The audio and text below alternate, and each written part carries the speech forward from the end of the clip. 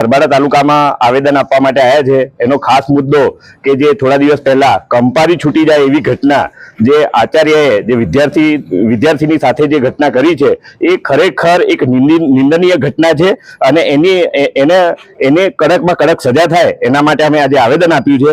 અને એ કડકમાં કડક સજા થાય એના માટે તો છે જ, પણ એની સજાને કોઈ માફ કરવાનો પણ પ્રયત્ન કરશે અથવા તો એની साथ सहकार पण आपसे।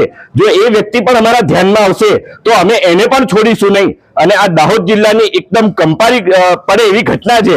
જો આ ઘટના પર ન્યાય ન મળે, નાની દીકરીને ન્યાય ન મળે, આ એક વિદ્યાર્થીની સાથે થયેલી ઘટના છે। આવનાર સમયની અંદર અન્ય વિદ્યાર્થીઓ સાથે પણ આવી ઘટના બની શકે છે। એટલે તમામ તંત્ર, વહીવટી તંત્ર અને પોલીસ તંત્રને પણ અમે જાણ કરીએ છીએ કે આવી ઘટના બીજી વાર ન બનવી જોઈએ। અને દાહોદ જિલ્લામાં તો ન જ, કારણ કે અહીં આદિવાસી બહુલ્ય વિસ્તાર ધરાવતો વિસ્તાર છે, જેની અંદર આદિવાસીની શાન, આદિવાસી ભારતનો મૂળ માલિક છે। એટલે आदिवासी विस्तार ની અંદર આવી ઘટના બનવી એ કંપારીજનક ઘટના। આવનાર સમયની અંદર આદિવાસી સમાજ આનો શું જવાબ આપશે? સજા તો આ અને થવી જ જોઈએ।